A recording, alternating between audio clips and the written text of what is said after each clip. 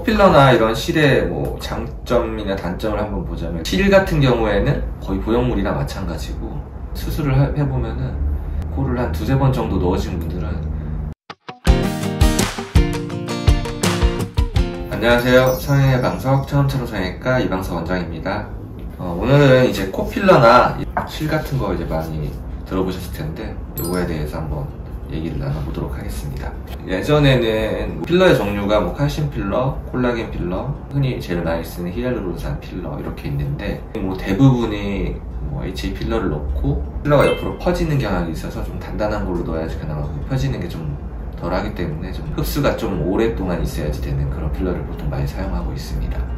코에 실도 많이 넣으시더라고요. 코에 뭐 보형물처럼 거의 실이 들어가 있는 경우도 있고, 또 PDO라고 해서 녹는 실도 있고, 또 안 녹는 실을 넣기도 하시는데, 보통 대부분은 이제 녹는 실을 많이 사용하는 것 같고, 물질을 넣게 되면 실리콘도 그렇지만 피막이 약간 형성이 돼요. 실을 좀 많이 넣게 되면은 그런 피막이 이제 형성이 돼서 보형물처럼 이렇게 들어있는 분들도 계시고, 실이 생각보다 녹지 않고 계속 남아있는 분들도 꽤 많이 있었던 것 같습니다.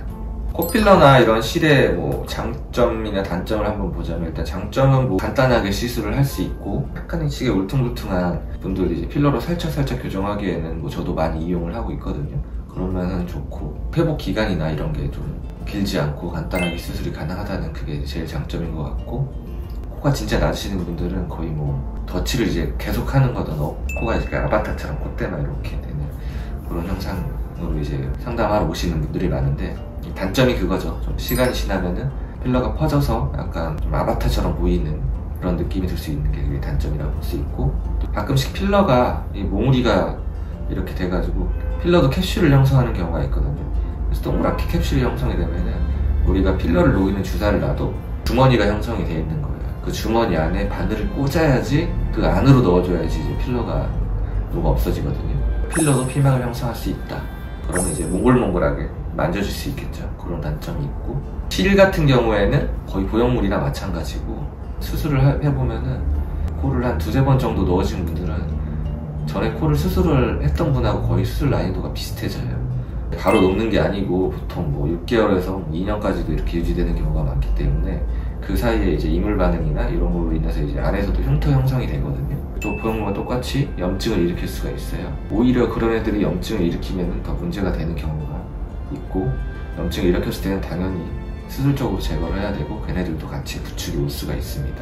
필러는 코끝을 거의 못 올린다고 생각하시면 돼요. 진짜 살짝 올릴 수 있고, 실로도 이제 처음에는 많이 올라가는 것처럼 보이죠. 보통 두세 달 정도 유지되고 떨어지고, 가끔씩 되게 오래 유지되는 분도 있는데, 코끝의 유지가 잘 되는 거는 녹지 않는 뭔가 되게 딱딱한, 저도 정확히 무슨 재료로 만드는지는 모르겠는데 그런 게 들어가 있는 분들 계세요. 이물질이 안 들어가게 하는 게 코수술을 할 때 좀 중요하거든요. 근데 그 실 같은 경우에는 코끝에 그냥 이물질을 넣는 거니까 사실 그렇게 좋진 않고, 염증 확률도 어느 정도 있다고 볼 수가 있겠죠. 코끝에 실을 넣는 거는 그렇게 추천하고 싶지는 않습니다. 그리고 다시 수술을 할 생각이시라면 그게 거의 재수술에 준하는 그런 난이도가 되는 경우도 많이 있기 때문에, 실을 여러 번 드신 분들은 안에 흉이 많이 잡혀서 코가 잘 안 올라와요. 수술 생각이 있다면은 안 넣는 게 당연히 낫겠죠. 코 필러는 말 그대로 우리가 시술을 하는 거고, 코 수술은 이제 거의 반영구적으로 코를 만드는 거고, 여성분들 같은 경우에는 콧대가 뭐 이마하고 코 라인이 쑥 들어가 있지만 않으면은 보형물 없이 해도 꼭 중간부터만 좀 이렇게 잘 잡아줘도 만족하고 예쁘게 되시는 분들이 거의 많이 있거든요. 보형물 없이도 이렇게 뭐 수술을 할 수 있으니까 고려해 보셔도 될 것 같고, 코 필러는 단기적으로 보는 거고, 코 성형은 좀 중장기적으로 보는 그런 게 이제 차이점이라고 볼 수가 있겠습니다. 필러를 맞으신 분들은 보형물 높이 같은 것도 어느 정도 수술 전에 결정을 하고 들어가야 되니까, 필러를 좀 녹이고 미니멈으로 3일 전 정도에 녹이라고 얘기를 하는데, 수술하면서 같이 녹이게 되면은 이게 코가 붓기 때문에 사실 그 높이를 좀 정확하게 측정하기가 좀 어려워요. 요즘 같은 경우에는 미리 결정을 하고 들어가고, 그 결정된 대로 수술을 진행하는 게 중요한 시대이기 때문에, 필러를 녹이고 나서 그리고 이제 어느 정도를 결정을 하고, 또 보형물을 쓸지 말지, 진짜 뭐 필러가 거의 다 녹아가지고 필러를 녹였는데 이 정도 높이도 괜찮다 이렇게 생각하시는 분들도 있거든요. 일주일 전이나 최소 3일 전에는 녹인 다음에 상태를 보고 모형 높이나 이런 거를 결정을 하고 그렇게 수술하는 걸 추천을 드립니다. 케이스를 한번 보시게 되면은 필러를 이제 여러 번 맞으신 거죠. 그래서 되게 코끝하고 콧대하고 뭐 높이가 거의 차이가 안 나죠. 이제 필러의 가장 큰 단점이 콧대는 올릴 수가 있는데 코끝은 올리기가 힘들다. 코끝은 수술로도 올리는 게 어려운 거기 때문에 코끝이 낮은 분들은 사실 수술로 생각하시는 게 되게 좋을 것 같고, 이분이 아까 제가 이제 말했던 그 몽글몽글하게 이마랑 여기 눈썹 위쪽이랑 눈썹하고 콧대 사이 오른쪽 편에 그 몽글몽글한 게 만져지는 분이셨거든요. 그거를 이제 딱 꽂아서 녹여가지고, 이번 이마 필러도 녹이고 싶다고 하셔가지고 같이 녹였는데 그 부분이 남아있더라고요. 그래서 꽂아서 넣어가지고 결국엔 녹인 다음에 수술을 하긴 했습니다. 콧대 필러를 많이 맞으시는 분들은 딱 전형적으로 이런 느낌의 코를 많이 가지고 있습니다.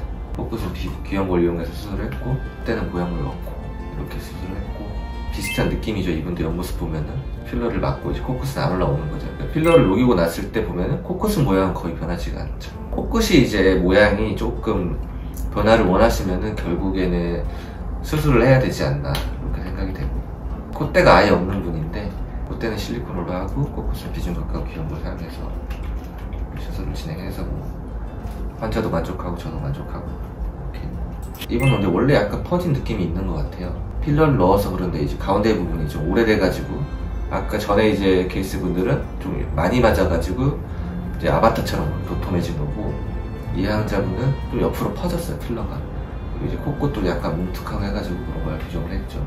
약간 뭉툭하면서 긴 느낌이 있어서 그런 긴 코 교정하고, 이제 콧대는 실리콘으로 좀 높여주고, 이분은 이제 이마가 많이 발달하는 분이 아니라서 콧대는 많이 높이진 않고 필러도 그렇게 많이 들어가 있지는 않았던 것 같더라고요.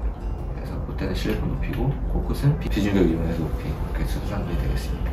필러를 넣어가지고 오신 분들은 코끝은 이제 거의 이제 개선이 안 되고 콧대 높이만 되니까 아바타 같은 느낌을 많이 하고서 이제 내원을 하신 분들이 많습니다. 어떤 분들을 보면 필러만 딱 녹였는데 코 모양이 나쁘지 않은 그런 분들도 꽤 있었던 것 같거든요. 코에서 중요한 거는 코끝이거든요.